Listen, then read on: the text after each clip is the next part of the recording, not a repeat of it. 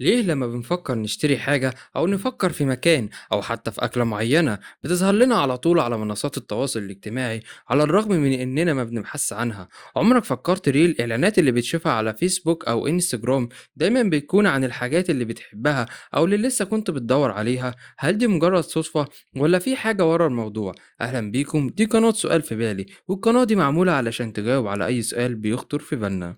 كتير من الناس بيعتقدوا إن سماعة الموبايل بتتجسس عليهم وبتستخدم المعلومات دي لعرض الإعلانات، على الرغم من إن الشركات زي فيسبوك وجوجل بتنفي ده.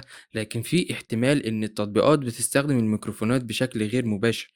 إزاي ده بيحصل؟ في حاجة اسمها تحليل الصوت البيئي، اللي هو تقنية بتستخدمها الميكروفونات عشان تجمع معلومات عن الأصوات المحيطة بيك. مش شرط الصوت اللي أنت بتكلمه، ممكن يكون صوت التلفزيون أو الراديو أو أي ضوضاء تانية في الخلفية. التقنية دي ممكن تساعد التطبيقات في التعرف على الأنشطة اللي انت بتعملها والأماكن اللي انت موجود فيها، وبتستخدم المعلومات دي عشان تعرف تعرض الإعلانات المناسبة ليك. في دراسات وتقارير إعلامية بتقول إن التطبيقات فعلا بتستخدم الميكروفونات لجمع بيانات صوتية. في عام 2017 في تقرير جامعة نورث إسترون في أمريكا بيقول إن في تطبيقات بتجمع الصوت المحيط بيك عشان تجمع معلومات عن الإعلانات اللي انت شفتها في التلفزيون. ومع ذلك الشركات الكبيرة زي فيسبوك وجوجل بتنفي استخدام الميكروفونات بالطريقة دي. مثلا لما تزور مواقع معينة أو تعمل لايك على بوستات معينة، المواقع دي بتجمع بيانات عن اهتماماتك وسلوكك على الإنترنت، وبتستخدمها لجمع الإعلانات اللي ممكن تكون مهتم بيها. ودي بتكون زي بيانات صغيرة بيحفظها المتصفح على الجهاز، زي الصفحات اللي زرتها والحاجات اللي بحثت عنها. والمعلومات دي بتتشارك مع التطبيقات والمعلنين، وده بيساعدهم لتوجيه الإعلانات المناسبة ليك. الذكاء الاصطناعي فعلا بيلعب دور كبير في تحليل البيانات اللي بتجمعها منصات التواصل الاجتماعي ومواقع الذكاء الاصطناعي زي ال AI. التكنولوجيا دي بتقدر تتنبئ باحتياجاتك واهتماماتك بشكل متطور، حتى من غير ما تكون بحثت عنها بشكل مباشر. الذكاء الاصطناعي هو زي عقل ذكي بيقدر يتعلم من كل حاجة بتعملها على الإنترنت. منصات التواصل الاجتماعي زي فيسبوك وانستجرام بتجمع معلومات عنك، زي الحاجات اللي بتدور عليها، البوستات اللي بتعجبك، والفيديوهات اللي بتشوفها، ودي بيكون اسمها الماشين ليرنينج. بعد كده بيستخدموا برامج ذكية اسمها خوارزميات التعلم الآلي.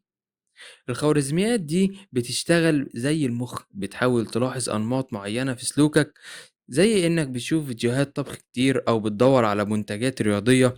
بعد ما بتتعلم الأنماط دي بتقدر تتوقع إيه اللي ممكن يعجبك في المستقبل، علشان كده بتظهر لك إعلانات عن الحاجات اللي ممكن تهمك أو تفكر فيها، حتى لو أنت ما بحثتش عنها بطريقة مباشرة.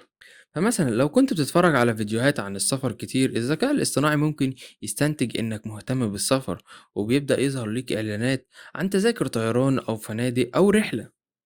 لو بتعمل لايك على بوستات عن طبخ أو طعام، الذكاء الاصطناعي ممكن يعرض لك إعلانات عن أدوات المطبخ أو دروس الطهي. الشركات بتشارك المعلومات مع بعض، يعني التطبيقات اللي بتستخدمها بتدي بيانات لتطبيقات وشركات تانية علشان تقدر تعرض لك إعلانات تناسب اهتماماتك. ده بيحصل كتير دلوقتي وبيساعد في تحسين تجربتك على الإنترنت. التطبيقات بتجمع بيانات كتيرة عن المستخدمين، زي النشاطات اللي بيقوموا بيها، الاهتمامات والمشتريات. البيانات دي الهدف منها تتشارك مع تطبيقات أو منصات تانية.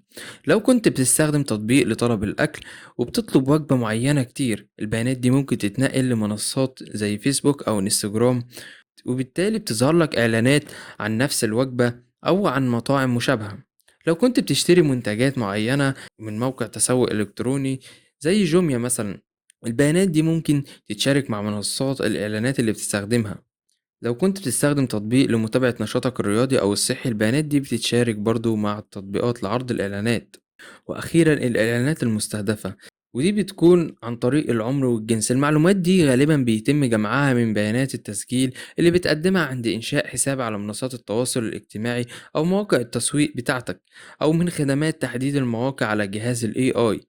الموقع الجغرافي، البيانات الجغرافية بتتجمع من عنوان، الاهتمامات، بتحدد من خلال سلوكك على الإنترنت، زي المواقع اللي بتزورها والبوستات اللي بتعمل ليها لايك أو المنتجات اللي بتشتريها أو بتبحث عنها. في النهاية التكنولوجيا اللي بتستخدمها منصات التواصل الاجتماعي علشان تعرض لينا إعلانات متعلقة بأفكارنا واهتماماتنا معقدة ومبنية على تتبع السلوك والذكاء الاصطناعي. ده بيخلينا نشوف إعلانات مخصصة لينا وبيزيد من فرص تفاعلنا مع المحتوى اللي بنشوفه. لكن في نفس الوقت لازم نكون على وعي بخصوصياتنا ونتأكد من إعدادات الخصوصية في التطبيقات اللي بنستخدمها علشان نحمي بياناتنا الشخصية. لو عندكم أي أسئلة تانية أو أي استفسارات حابين نتكلم فيها سيبوا لنا تعليق، وإن شاء الله نجاوب على كل استفساراتكم في الفيديوهات الجاية. شكرا لمتابعتكم، ودي قناة سؤال في بالي. وما تنسوش تعملوا لايك وشير عشان يوصلكم كل جديد. سلام.